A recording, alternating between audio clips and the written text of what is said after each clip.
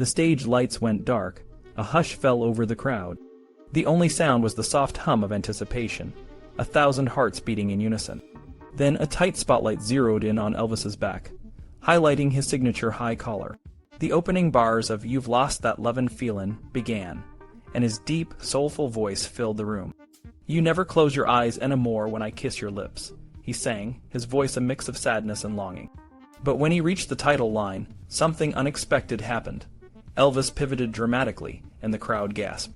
Instead of his usual charismatic smile, he was wearing a gorilla mask. For a split second, the audience didn't know whether to laugh or be shocked. Elvis, the king of rock and roll, was known for his serious performances, his deep, emotional connection with the music. But here he was, breaking character in the most unexpected way. The shock was palpable. Some people laughed, others were confused, and a few even looked worried.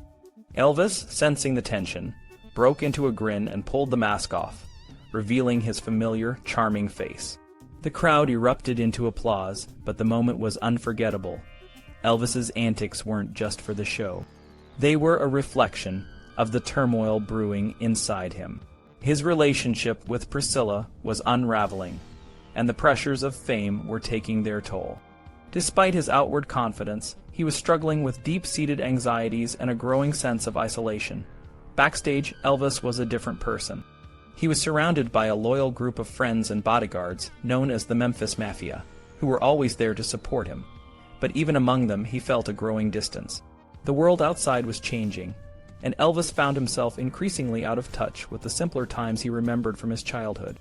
As a boy, Elvis had been infatuated with superheroes like Captain Marvel and Captain Marvel. These characters, with their red and blue suits and jagged yellow thunderbolts, represented the ideals of heroism and justice. They were the embodiment of everything he aspired to be. Now, as a grown man, Elvis had created his own symbol, a jagged golden lightning bolt that hung from a 14-karat gold necklace. The logo, which also stood for "Take Care of Business," was a constant reminder of his mission to make a difference in the world. But the world was more complicated than he had ever imagined. By 1970, America was gripped by a wave of cynicism. The Vietnam War, the assassinations of leaders like Martin Luther King Jr. and Robert Kennedy, and the growing counterculture movement had left many people disillusioned. Elvis, however, clung to a more innocent view. He believed in the power of authority, the importance of law and order, and the need to fight against the forces of evil.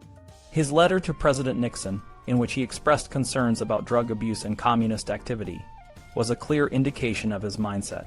He even went so far as to praise J. Edgar Hoover, the director of the FBI, as the greatest living American. These views were at odds with the growing anti-establishment sentiment of the time, but they were deeply rooted in Elvis's own sense of purpose. In early 1971, Elvis's good spirits seemed to wane. His relationship with Priscilla was becoming increasingly strained. When he went into the studio to record a new album, he gravitated toward lovesick ballads like "The First Time Ever I Saw Your Face" and "Early Morning Rain." These songs mirrored the emotional turmoil he was experiencing. One night while recording, Elvis's right eye began to burn. The pain was intense, and he had to stop the session. An eye specialist was called, and Dr. Nick, Elvis's trusted friend and physician, was summoned from Memphis. The diagnosis was alarming. Elvis's intraocular pressure was more than 4 times the normal level, putting him at risk of severe damage or even blindness. Dr. Nick chartered a flight to Nashville, bringing along the top ophthalmologist in Tennessee, Dr. David Mayer. Mayer administered a shot of steroids directly into Elvis's eye, a procedure that required absolute stillness. Despite the pain, Elvis maintained his composure, a testament to his discipline and inner strength. As Elvis recovered, he found solace in the company of 3 women, Barbara Lee, Kathy Westmoreland, and Joyce Bova. These relationships were less about physical intimacy and more about companionship.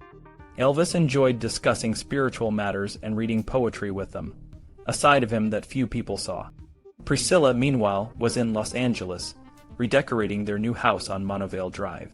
She, too, had taken up karate, training with Ed Parker and later with Mike Stone, a former pupil of Bruce Lee. The two began a serious relationship, and their affair added another layer of tension to Elvis and Priscilla's already strained marriage.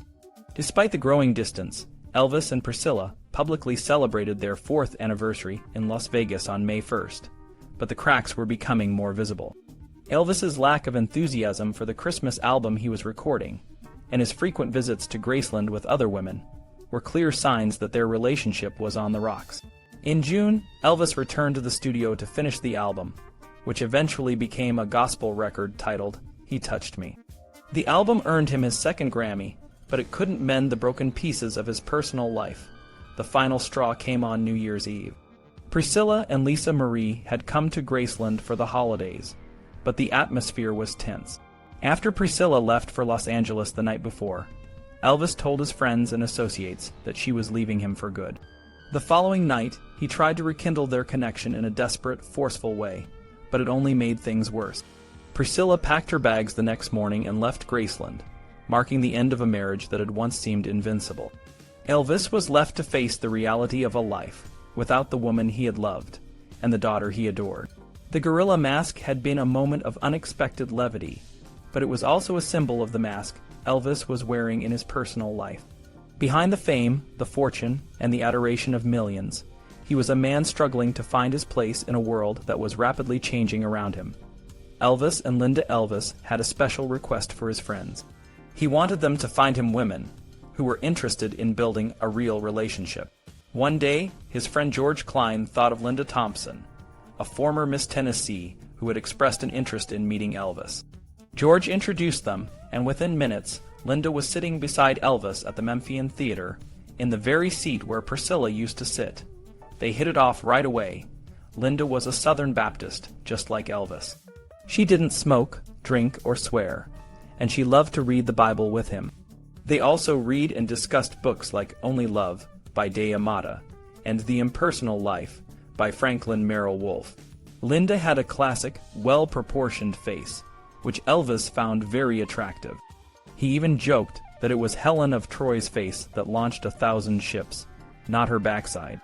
Linda and Elvis dated for 5 years, but he was always careful to protect her image. They always booked separate rooms when they traveled. However, Linda soon noticed something odd. The first time Elvis called her, his speech was slurred, and he said he was very tired. As time went on, the slurred speech became more frequent, and sometimes he even staggered. Eventually, he admitted to using sleeping pills, but it was much worse than that. During his Las Vegas shows, he was taking pills constantly, and sometimes needed medical attention several times a day. He offered her pills, but she refused, realizing it was unsafe. In mid-1972, Larry Geller, a friend who had been away for 5 years, came back into Elvis's life. Geller and his friend Johnny Rivers went to see Elvis perform in Las Vegas. Elvis invited them backstage, and all was forgiven. Later, when Geller visited Elvis's suite, Elvis led him into his bedroom and pointed to the floor. It was covered with books like Autobiography of a Yogi and The Impersonal Life. Elvis was fascinated by Madame Blavatsky, a theosophist, and saw a resemblance between her and his mother, Gladys. Colonel Parker had always wanted to broadcast one of Elvis's concerts on television. On January 14, 1973, Elvis's Aloha from Hawaii concert was broadcast via satellite to over 40 countries, reaching several hundred million viewers. The concert was a huge success, and the soundtrack album went to #1 on the charts. However, those close to Elvis noticed that he looked tired and drawn. He had been on a crash diet to slim down for the concert, and his drug use had intensified. He craved sugar and ate lots of ice cream to cope with the side effects of his medications. After the concert, Elvis's condition worsened. He lay on the sofa, sweating and slurring his words, unable to keep his eyes open. This marked the beginning of his decline. In February 1973, during a show in Las Vegas, 4 men tried to attack Elvis on stage. Red West, Sonny West, and Jerry Schilling intercepted them, and Elvis even gave one of them a karate kick.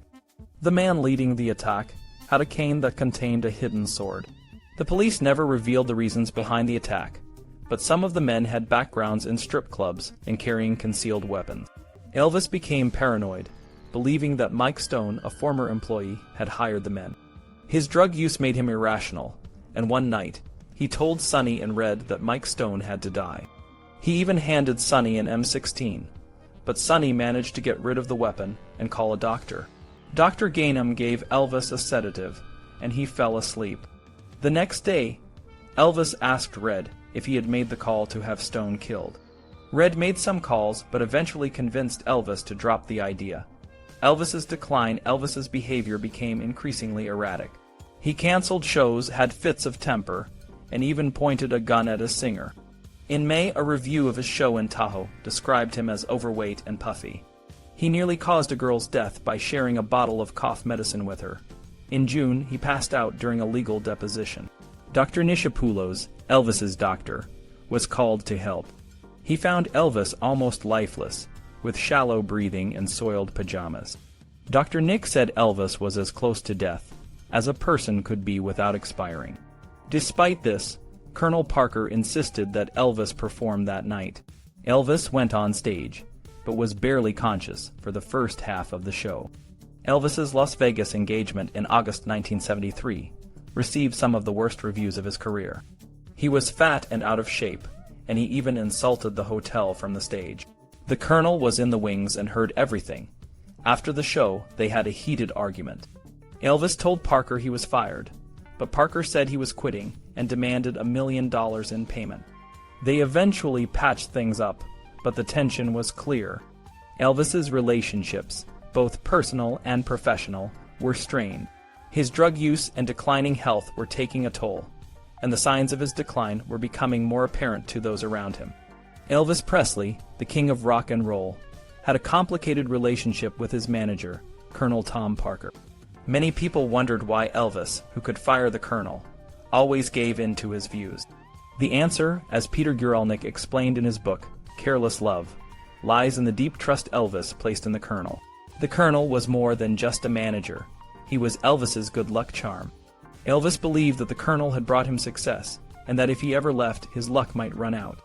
This belief, combined with Elvis's interest in astrology and numerology, made him hesitant to sever ties with the Colonel, even when it seemed to harm his career. Music and faith music was a sanctuary for Elvis. Gospel music, in particular, had been a source of comfort and strength throughout his life.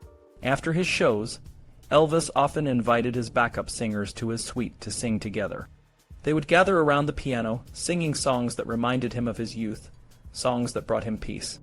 To ensure he always had this comfort, Elvis put a group of singers on retainer.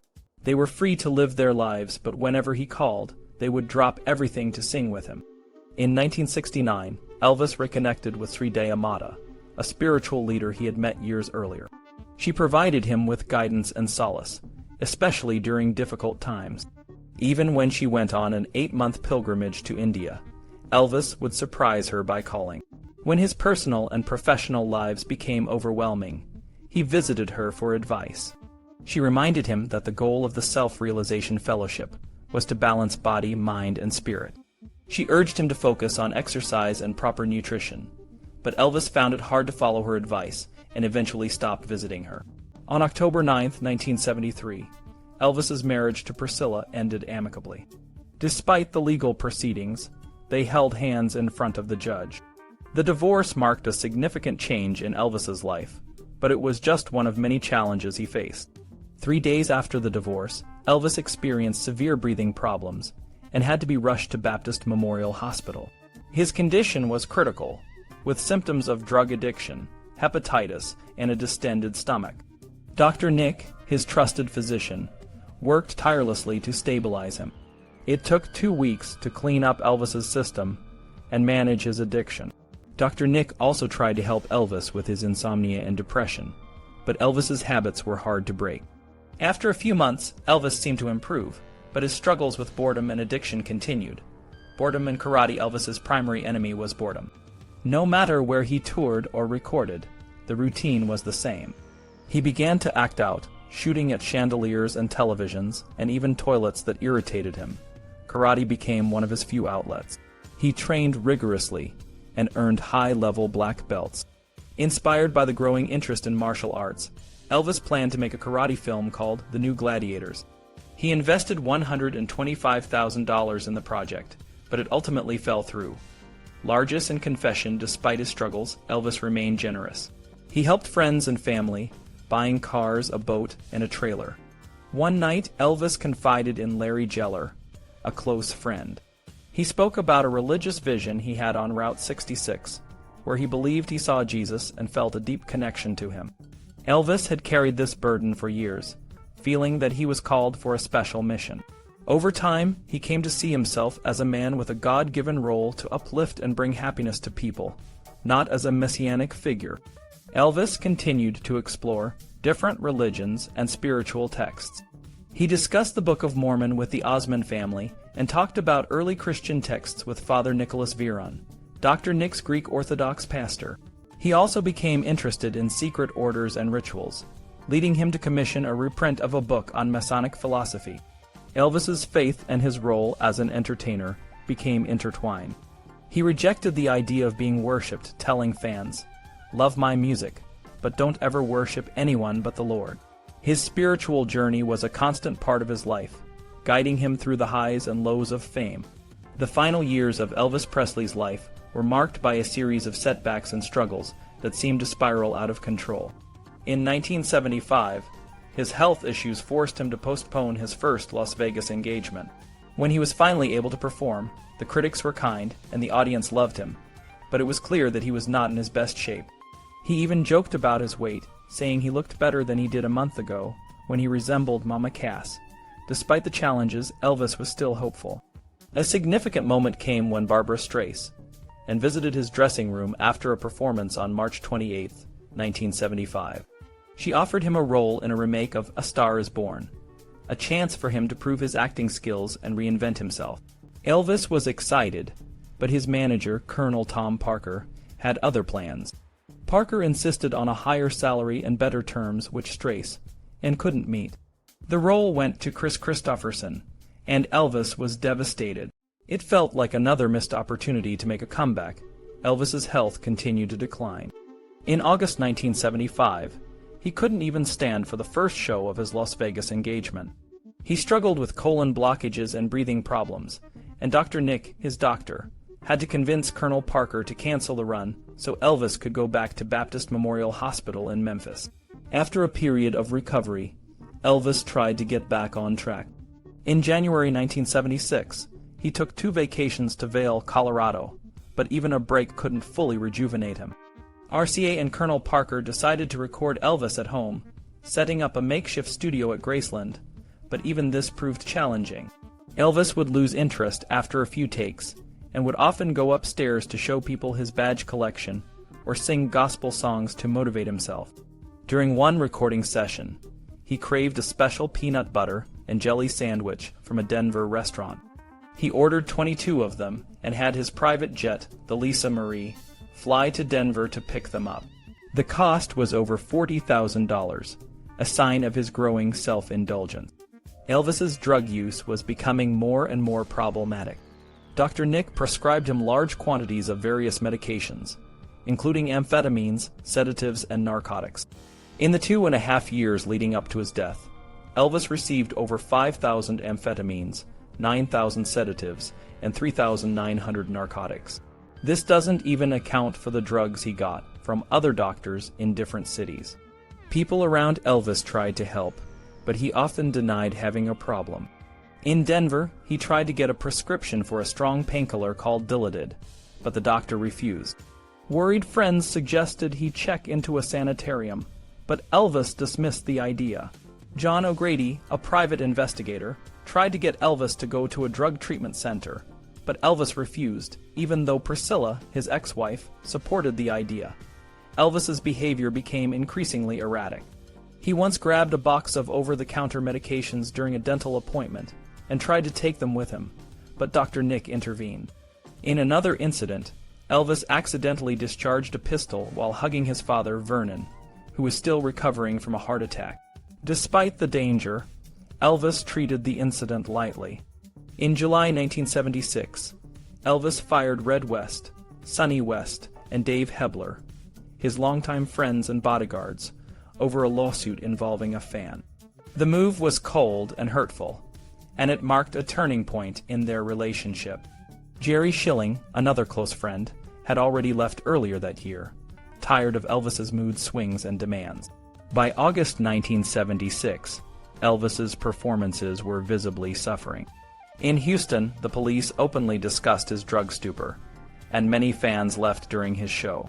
A reviewer from the Houston Post called it a depressingly incoherent, amateurish mess. Elvis's health continued to decline, and he was frequently hospitalized. He struggled with his weight, breathing, and memory, often stopping songs mid-performance or reading from sheet music. He even needed an oxygen tank backstage to catch his breath. Colonel Parker, always the realist, warned Elvis that he needed to get his act together or risk ending his career. But despite the warnings and the growing concerns of those around him, Elvis remained in denial, believing he could still control his situation.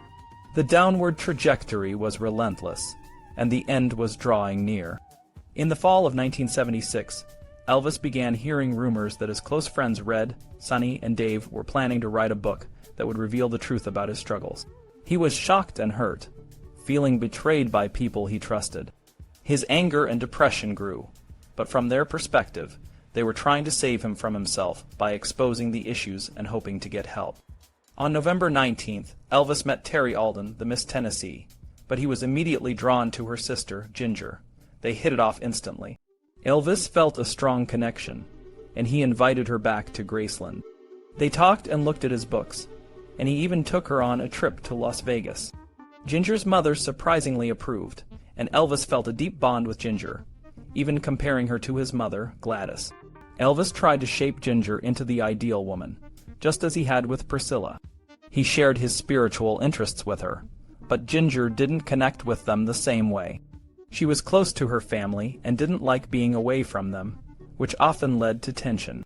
In January 1977, when Elvis had to go to Nashville for a recording session, Ginger decided not to go. This led to a fight, and Elvis, feeling conflicted, ended up checking into a hotel instead of going to the studio. He stayed there for 3 days, brooding, and then left without recording anything. Elvis's fascination with Ginger was a mystery to his friends.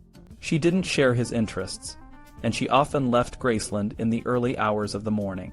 Elvis, worried she might be seeing someone else, had her followed, but she was usually just going home.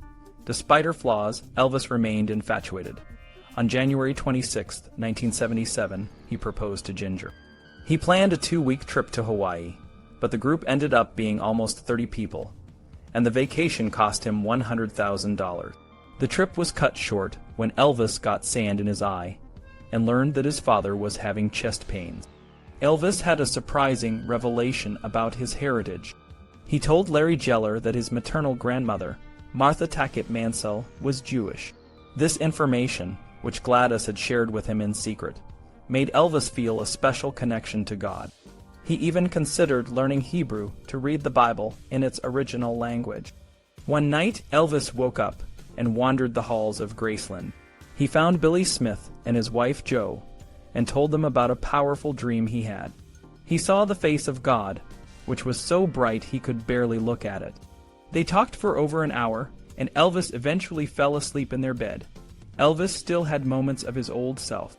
In June, he stopped a potential robbery at a gas station by challenging the assailants to a fight. They were so surprised to see him that they stopped and posed for pictures with him. The tabloids were writing about his struggles, but Elvis was more concerned about the book his friends were writing. He worried about how his fans, family, and friends would react. He often confided in Billy Smith, talking about a recurring dream where he was on stage, penniless and abandoned by Colonel Parker. Ginger's refusal to go on tours with him was a constant source of frustration. After a show in Binghamton, New York, Elvis, fed up with her complaints, told her to choose between him and her family.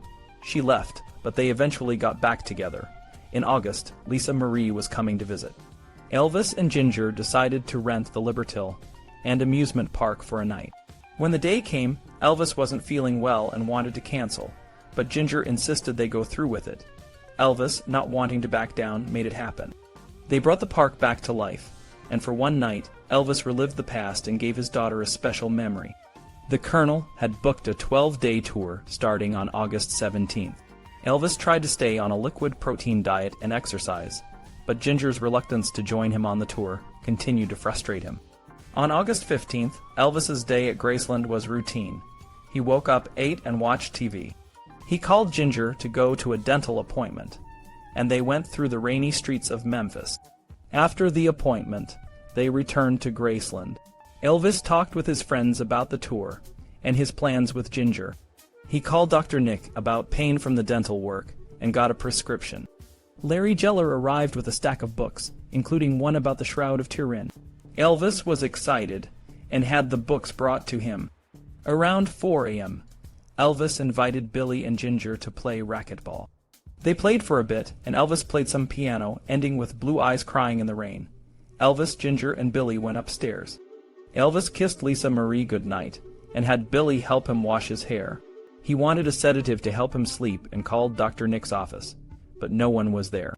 A nurse brought him the medication, and Elvis told his aunt he expected to sleep until 7 that evening. Elvis took the books into the bathroom to read, not wanting to disturb Ginger, who was asleep. It was almost 9 in the morning. Around 1 in the afternoon, a thump was heard upstairs. Ginger woke up and checked on Elvis, but he didn't respond. She opened the bathroom door and found him lying face down on the red shag carpet, a few steps from the toilet. Near him was the book about the Shroud of Turin. Elvis was gone, leaving behind a legacy that would continue to inspire and touch the lives of millions. Odd things happened after Elvis died. The night everyone gathered at Graceland to watch the news, the TV lost its sound. 2 days later, while they were carrying Elvis's coffin to the hearse, a tree branch fell on Ginger Alden's car. When George Klein played a tape of Elvis's songs, it broke right after Can't Help Falling in Love, the song Elvis used to close his shows. Alan Fortas tried to play Blue Hawaii in his car, but the tape jammed. Linda Thompson, who lived in Los Angeles, said the power went out in her apartment right after she heard the news. These things seemed strange, but not too unusual. However, there were other, more extraordinary things that happened, and not just to those close to Elvis. Dr. Raymond Moody, Jr. wrote about these incidents in his book, Elvis After Life. On the afternoon of August 16th, a Tennessee farmer named Claude Buchanan was taking care of an injured cow on a hill. Elvis had once helped Claude buy a pickup truck when he needed it. As Claude worked, he suddenly saw Elvis walking up the hill toward him. Elvis was surrounded by a blue mist, and Claude was surprised he hadn't noticed him earlier. Elvis came close and said, "I've come to say goodbye for a while, Claude." Just as Claude heard his wife calling from the house, saying Elvis had died, he turned to look, and Elvis was gone. Later that day, a couple named Arthur and Marion came home to find their front door locked, and all the windows closed. Inside, a statue of Elvis had fallen off the coffee table, and 2 pictures of him had fallen off the wall, breaking the glass. They had no children or pets, and nothing else was disturbed. When they turned on the TV, they learned Elvis had died that afternoon. That same evening, a woman named Ruth Ann and her friend decided to listen to Elvis's records to mourn him. When Ruth went to get the records, half of them were warped and warm to the touch. They had never been like that before. In December 1980, a trucker in Arkansas picked up a hitchhiker who was polite and called him sir. Near the end of the ride, the hitchhiker turned to the trucker and said he was Elvis Presley. The trucker was shocked and scared. Elvis asked him to stop a mile from Graceland and then disappeared. A woman named Janice had a jacket Elvis gave her. After he died, she kept finding it on the floor of her closet, even when she watched it from 5 feet away. One night, she saw the sleeve of the jacket moving up and down, which terrified her. She rented a room to another woman, and the woman's dog often barked at the closet and avoided it. One of the most remarkable stories involved a police officer named Harold and his son, Tony. Tony had run away to Los Angeles after an argument with his parents. Harold had a dream where Elvis came to his office, showed him a badge, and told him he was worried about Tony. Elvis showed Harold a map of Los Angeles and led him to a rooming house where Tony was staying. Harold and his other son went to Los Angeles to find Tony. They found the exact place from Harold's dream, and when they knocked on the door, Tony answered. He was reading a magazine and was shocked to see his father. Tony had also had dreams about Elvis, who told him his father was coming to get him. Elvis wasn't just a famous singer. He was someone who inspired deep devotion. When he gave blood in Germany in 1959, fans wrote to the magazine asking if they could buy his blood to inject it into themselves. He had a magical quality that made people feel special. Sam Phillips, who discovered Elvis, said he had a unique spirituality that he expressed without even trying. Elvis felt he was chosen by God for a special purpose, and he wanted to use his fame to uplift people. He saw his concerts as a way to inspire and teach his audience. He never looked down on his fans. He loved them as much as they loved him. He said, "It's a mutual love affair. I try to please them the best way I know, and they give me back something most lovers could never do." Despite his fame, Elvis remained humble and generous. He gave away a $20,000 diamond ring at a concert, paid for a friend's kidney transplant, and helped many others in need. Every year at Christmas, he donated large sums of money to charities in Memphis. He was always looking for ways to help people, and he never stopped seeking spiritual growth. Elvis's life was a mix of extraordinary talent, deep spirituality, and generous kindness. Even though he had his struggles, people remember him for the good he did and the love he shared. He remained a seeker until the end, always curious about the deeper mysteries of life. Elvis Presley's life was a whirlwind of fame, success, and personal struggles. In 1960, he returned to civilian life after serving in the Army. His return was marked by a series of significant events that solidified his status as a music and film icon. On March 5, 1960, Elvis was discharged from the Army and quickly returned to the spotlight. Just 2 months later, on May 12th, he appeared on the Frank Sinatra Timex special, a television show that drew a massive audience. This appearance was a triumphant return, showing that Elvis still had the charm and charisma that made him a star. In April, he released the album Elvis Is Back, which was a hit and marked his comeback in the music industry. The album featured a mix of rock and roll, pop, and ballads, showcasing Elvis's versatility as an artist. One of the standout songs from this album was It's Now or Never, which was released in July.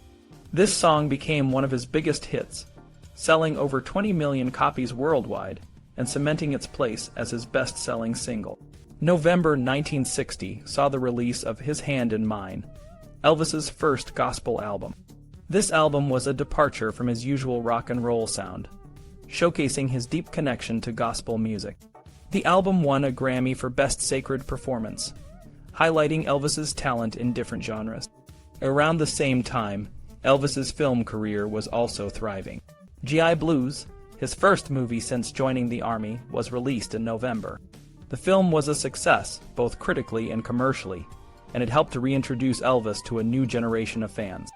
In the movie, Elvis played a GI stationed in Germany, a role that was loosely based on his own experiences in the Army. Throughout 1960, Elvis's life was a balance of professional success and personal growth.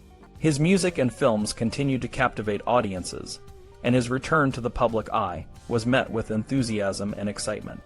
However, the pressures of fame and the demands of his career would continue to shape his life in the years to come. Despite the challenges, Elvis remained a beloved figure, known for his incredible talent and his unique presence in the entertainment world. Elvis Presley, the king of rock and roll, left behind a legacy that continues to inspire and captivate people around the world. His life was a mix of incredible success, personal struggles, and deep spirituality. As we explore the last moments of his journey, we see a man who was not just a superstar, but a complex individual with many layers. Elvis's last days were marked by a mix of health issues, emotional turmoil, and a deep desire to find peace. His close friends and family, like George Cline and Priscilla Presley, recall the time leading up to his passing with a mix of fondness and sadness. George Cline, who was Elvis's best man, remembers the late nights and conversations where Elvis would share his fears and hopes. These moments show a side of Elvis that was far from the confident performer on stage. Elvis's health had been declining for some time, and his reliance on prescription medications had taken a toll. Dr. George Nishapoulos, who was known as Dr. Nick, tried his best to help Elvis manage his health, but the challenges were immense. In the final weeks, Elvis was often seen looking frail and tired, a far cry from the vibrant performer he once was. Despite his struggles, Elvis never lost his sense of humor or his love for his fans. He continued to perform, giving some of his most emotional and powerful shows. The last concert he performed was in Indianapolis on June 26, 1977. The energy of that night was electric, and many fans remember it as one of his best. It was as if Elvis knew it was his last chance to connect with his audience in the way he loved most. On August 16, 1977, the world was shocked to learn that Elvis Presley had died at his home, Graceland, in Memphis, Tennessee. The news spread quickly, and people around the world mourned the loss of a cultural icon. The funeral was a deeply emotional event, with thousands of fans lining the streets to say goodbye. His burial at Graceland became a place of pilgrimage for fans, a testament to the lasting impact Elvis had on their lives. Elvis's death left a void in the music industry and in the hearts of his fans. But it also sparked a new era of Elvis memorabilia, books, and documentaries. People wanted to understand more about the man behind the legend.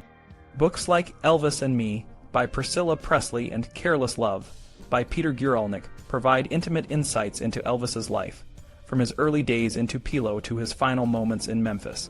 Even after his death, Elvis's influence continued to grow. His music remained popular, and new generations discovered his talent and charisma. The Graceland estate became a tourist attraction, and the annual Elvis Week in Memphis draws thousands of fans who celebrate his life and legacy. Elvis's story is one of triumph and tragedy, of a man who achieved great success but also faced significant challenges. His journey is a reminder that even the most beloved figures have their struggles, and that the human spirit can shine through even in the darkest times. Elvis may be gone, but his music, his spirit, and his impact on the world continue to live on, inspiring new generations to find their own paths and dreams.